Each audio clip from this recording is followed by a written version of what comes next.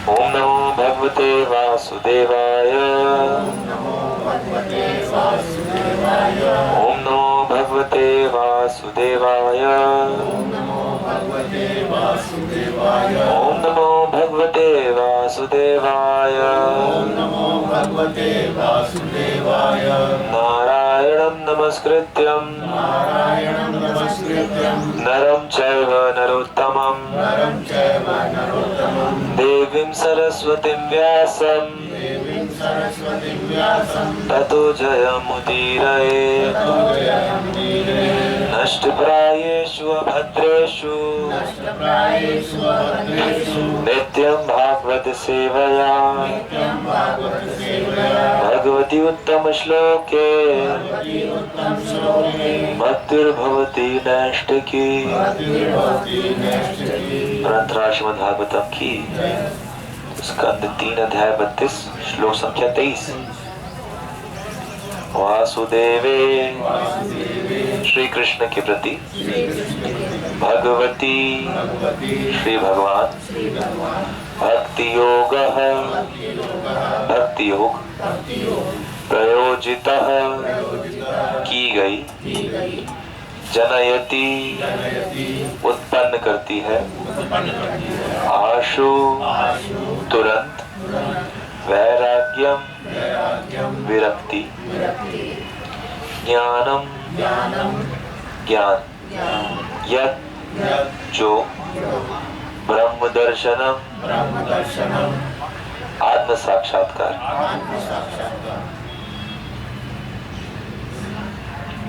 वासुदेवे भगवती भक्ति योगः प्रयोजितः जन्यत्याशु वैराग्यम ज्ञानम यत् ब्रह्म दर्शनम। कृष्ण चेतना में भक्ति को भगवान श्री कृष्ण में लगाने से ज्ञान विरक्ति तथा आत्म साक्षात्कार में प्रगति करना संभव है। तात्पर्य अल्पज्ञ कहते हैं कि भक्ति योग उन लोगों के लिए है जो दिव्य ज्ञान तथा वैराग्य में उन्नत नहीं हो पाए, किंतु वास्तविकता तो यह है कि जो समग्र कृष्ण चेतना से भक्ति योग में लगा है उसे ना तो वैराग्य के लिए अलग से प्रयत्न करना पड़ता है और न दिव्य ज्ञान जागृत होने की प्रतीक्षा करनी पड़ती है। कहा जाता है जो व्यक्ति अविचल भाव से श्री भगवान की भक्ति में लगा रहता है उसमें स्वतः देवताओं के सभी गुण आ जाते हैं। कहा जाता है जो व्यक्ति अविचल भाव से श्री भगवान की भक्ति में लगा रहता है उसमें स्वतः देवताओं के सभी गुण आ जाते हैं।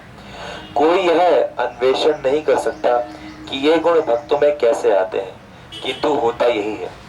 ऐसा एक उदाहरण है। एक शिकारी को पशुओं को मारने में बड़ा मजा आता था, किंतु भक्त बन जाने पर वह एक चींटी को भी मारने को तैयार न था। ऐसा होता है भक्त का गुण। जो लोग दिव्य ज्ञान प्राप्त करने के अत्यंत इच्छुक हैं उन्हें चाहिए कि वे मानसिक तर्क वितर्क में समय खोए बिना विशुद्ध भक्ति योग में लग जाएं।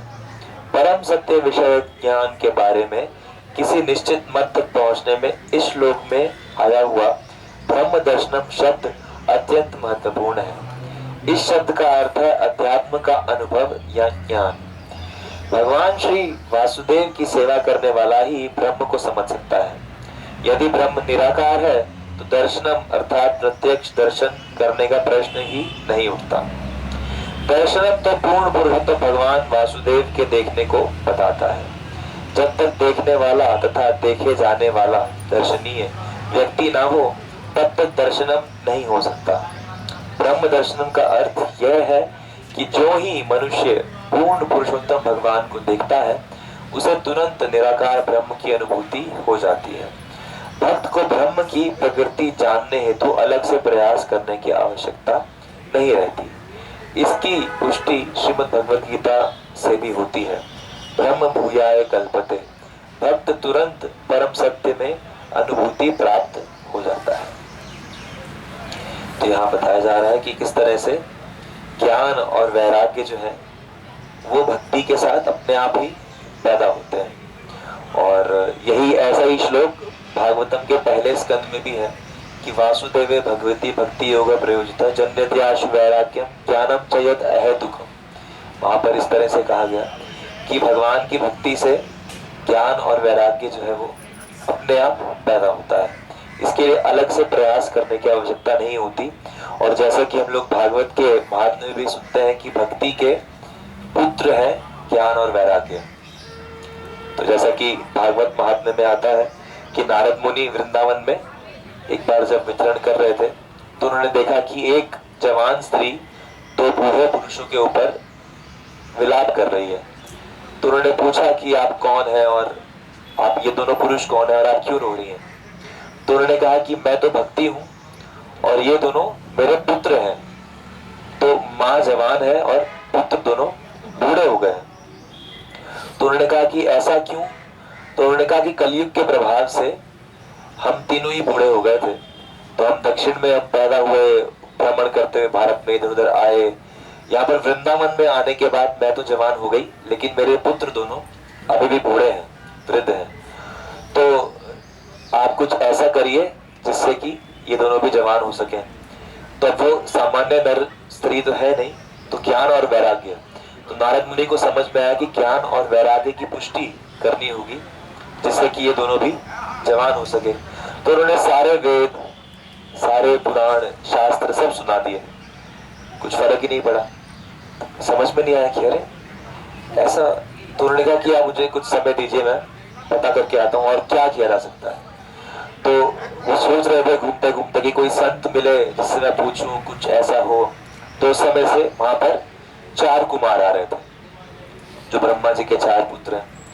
और उन चारों कुमारों को देखते ही नारद मुनि को बड़ी प्रसन्नता हुई कि हाँ, आज ये मेरी विपत्ति को समाधान कर सकते हैं। तो उन्होंने उनसे पूछा, तो चारों कुमारों ने कहा कि आप श्रीमद् भागवत का पाठ करिए। नारद मुनि ने कहा कि मैं सारे वेद तो सुना ही चुका हूँ, भागवत में वेदों का सार ही तो है, जब सब सुना दिया फिर भागवत से क्या होगा। तो उन्होंने बताया कि जिस प्रकार जो रस है वो वृक्ष के फल में ही होता है, वृक्ष को खाने में नहीं, वृक्ष के फल को खाने में होता है। इसी प्रकार जो भक्ति है और ज्ञान और वैराग्य है उसकी वास्तविक पुष्टि श्रीमद् भागवतम की कथा से होगी, क्योंकि भागवतम की जो कथा है वो भक्तों की कथा है। और भक्ति करने का मतलब क्या है? भक्ति करने का मतलब यही है कि भक्तों के बारे में, उनके चरित्र के बारे में सुना जाए, भक्तों के साथ जो भगवान की लीलाएं हैं, जो संबंध है, उसी का जो श्रवण कीर्तन स्मरण कर रहे हैं। तो इसीलिए जब ऐसा किया गया तो चारों कुमारों ने कहा कि आप हरिद्वार में आयोजन करो।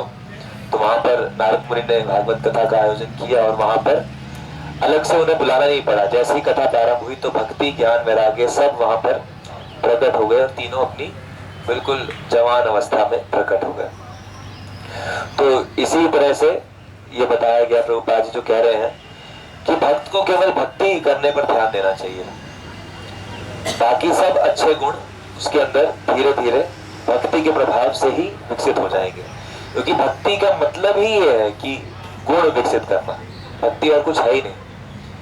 भक्ति में हमें क्या करना है? भगवान को प्रसन्न करना है। और भगवान को प्रसन्न करने के लिए जब तक हमारे अंदर वैसे गुण नहीं होंगे तब तक भगवान कैसे प्रसन्न होंगे। तो इसीलिए यहाँ पर जो उदाहरण दिया प्रभुपाद जी ने, तो एक मृगारी का उदाहरण दिया। जैसे कि एक उदाहरण आता है कि एक मृगारी को नारद मुनि और पर्वत मुनि, 2 ऋषि जा रहे थे। उन्होंने देखा कि एक शिकारी पशुओं को बड़ी बेरहमी से मारता था, पूरी तरह से नहीं मारता था, वो उनको अधमरा करता था और वो पशु तड़प तड़प के ही मरते थे। तो ऐसी पीड़ा देते हुए वो बड़ा खुश था देखते हुए पशुओं को तड़पते हुए देखकर। तो जब नारद मुनि ने और पर्वत मुनि ने ये देखा तो उन्हें बड़ी दया आई, उन्हें उन पशुओं पर भी दया आई जो तड़प रहे थे, और उन्हें उस शिकारी पर भी दया आई जो ऐसा तड़पा रहा था। तो ये वास्तविक दया है। हम लोग दया करते हैं तो हम सिर्फ जो कट रहा होता है उस पर ज्यादा दया आती है, जो काट रहा होता है उस पर तो क्रोध आता है। लेकिन वास्तविक दया क्या है कि उन्हें उस पर भी दया आ रही है कि अरे ये आज ऐसा कर रहा है तो इसके साथ कितना भयानक होने वाला है। तो नारद मुनि ने उसे बोला और कहा कि तुम ये क्यों कर रहे हो? उसने बोला कि मैं तो शिकारी हूँ, मुझे आनंद आता है। इसका परिणाम जानते हो? कहते नहीं। तो नारद मुनि कुछ क्षणों के लिए उसे नरक की आत्मा जो है उसका दर्शन दिखाते हैं और उसे ऐसा महसूस होता है कि मैं भी शायद इसका कष्ट भोगने वाला हूँ क्योंकि मैंने ये सब पाप किए हैं। तो इस भय के कारण वो जो मृगारी था कहता कि अब मैं ये काम नहीं करूंगा, लेकिन मैं क्या करूं? नारद मुनि से वो कहता है मैं क्या करूं, आप बताइए। मैं तो मृगारी, मैं तो शिकारी ही हूँ, मेरा तो व्यवसाय ही है, मैं क्या करूंगा अगर ये नहीं करूंगा तो नारद मुनि ने कहा कि तुम बस भगवान की भक्ति शुरू करो, भगवान का नाम जप शुरू करो। भगवान के नाम के प्रभाव से तुम्हें जो चाहिए होगा तुम्हारे पास अपने आप आ जाएगा। नारद मुनि ने कहा कि जो चाहिए होगा अपने आप आ जाएगा, बस एक चीज का ध्यान रखना है कि जितना आवश्यक है उतना ही लेना है, बाकी बात देना है। तो मृगारी ने कहा कि ठीक है। तो वो वहीं पर वृक्ष के नीचे बैठकर दृढ़ता से भगवान का भजन करने लगा। और थोड़े समय में जैसे गांव के कुछ लोग आते जाते, देखा जंगल में बाबा बैठे हैं तो चढ़ावे आने लगे, सब कुछ होने लगा और अपने आप ही सब कुछ उसका जो व्यवस्था थी सब अपने आप बन गई। और उसने नारद मुनि की बात का बिल्कुल ध्यान रखा कि जितनी आवश्यकता थी उतना ही ग्रहण करना, उससे अधिक जो भी होता था वापस बांट देता था। तो इस प्रकार से ये मृगारी की कथा शास्त्रों में आती है कि भगवान की भक्ति आने पर, और भक्ति कैसे आती है? सत्संग से। तो जैसे नारद मुनि मिले तो हम लोग यहाँ भागवतम में भक्तों से मिल रहे हैं। वास्तव में अगर देखा जाए तो भक्तों की जो कथा सुन रहे हैं वो भक्तों से अलग नहीं है। ये चीज बड़ी दिव्य है आध्यात्मिक चीजों की कि उनके बारे में सुनना और उनके साथ रहना दोनों ही सेम तरह से लाभदायक होते हैं। बल्कि उनके साथ रहना कभी कभी फिर भी नुकसानदायक हो जाता है, क्योंकि साथ रहने से ऐसा लगता है कि ये तो साधारण ही है, क्योंकि वो दिखते साधारण है, लेकिन उनके बारे में सुनने से वास्तविक कल्याण होता है। तो इसलिए ये जो भागवतम है ये भक्ति करने का एक बहुत महत्वपूर्ण माध्यम है। और इस प्रकार से यहाँ कहा गया कि वैराग्य ज्ञान उत्पन्न होगा और यद ब्रह्म दर्शनम, इसी के प्रभाव से आत्म साक्षात्कार या ब्रह्म का साक्षात्कार वो सब भी आराम से हो जाएगा। तो यही है कि हमें भक्ति पर ध्यान देना है, भक्तों की भक्ति पर ध्यान देना है, जिससे कि, क्योंकि ये भी महत्वपूर्ण है कि भक्ति कैसे होती है। भक्तों की भक्ति करने से विशेष रूप से भक्ति होती है। सिर्फ भगवान की भक्ति करने से जितना लाभ नहीं होता, उससे ज्यादा लाभ भक्तों की भक्ति करने से होता है। तो इसलिए जैसे वो कथा आती है ना, शायद पहले हमने चर्चा करी है इसकी, एक दक्षिण भारत में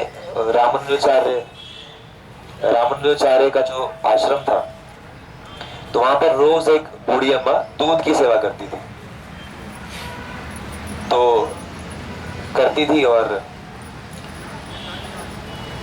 अगले 1 महीने बाद वो आती थी अपना जो भी उसका खर्चा बनता था वो लेने के लिए। तो जब एक बार आती है लेने तो देखती है बड़ा उत्सव की तैयारी चल रही होती है और सब सजावट चल रही होती है क्या। तो वो पूछती है कि आज क्या बात है?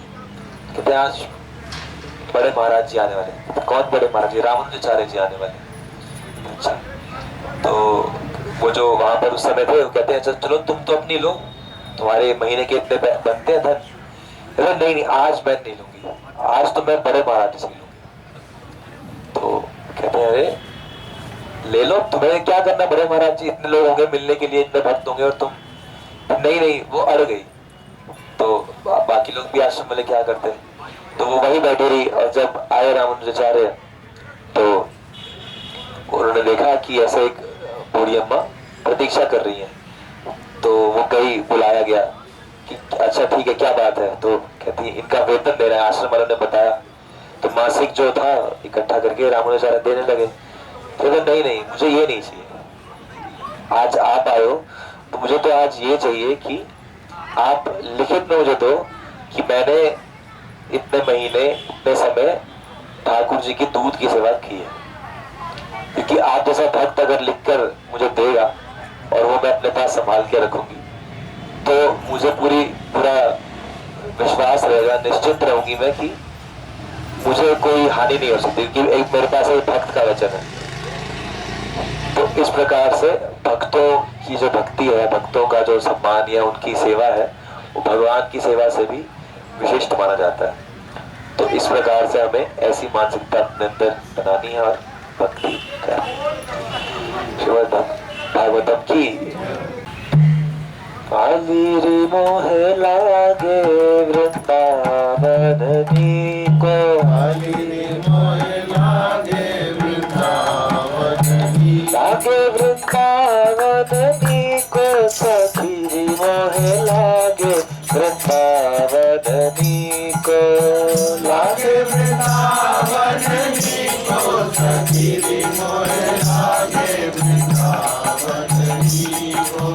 घर घर तुलसी ठाकुर सेवा, घर घर तुलसी ठाकुर सेवा, घर घर तुलसी ठाकुर सेवा, घर घर तुलसी ठाकुर सेवा।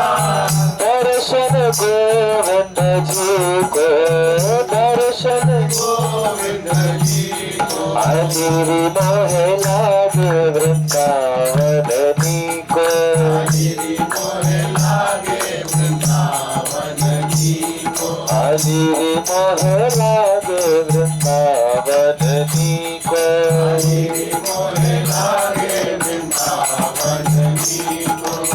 निर्मल नीर बहत जमुना को, नीर बहत जमुना को, निर्मल नीर बहत जमुना को, नीर बहत जमुना को, निर्मल नीर बहत जमुना को, नीर बहत जमुना को। भोजन दूध दही को,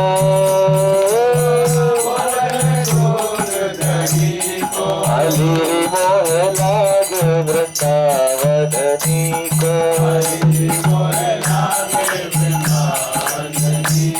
सखीरी मोहे लागे वृंदावन को।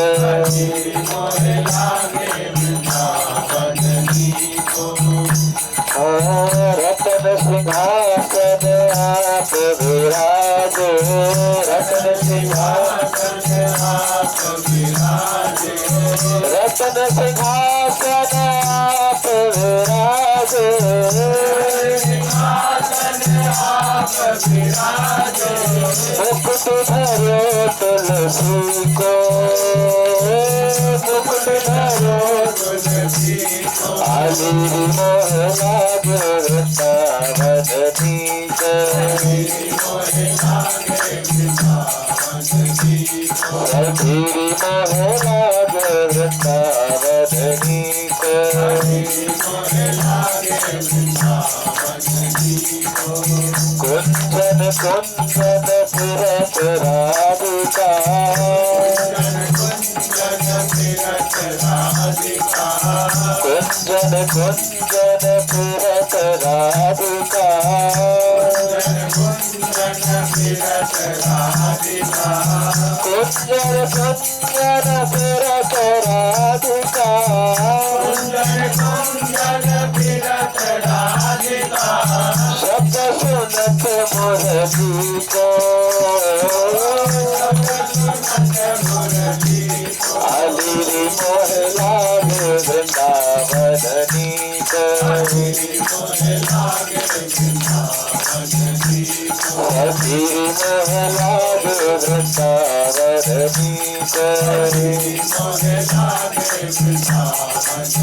मीरा के प्रभु गिरधर नागर, मीरा के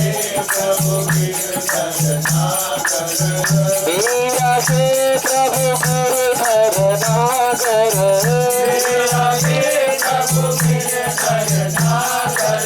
भजन सुना नरसी को, भजन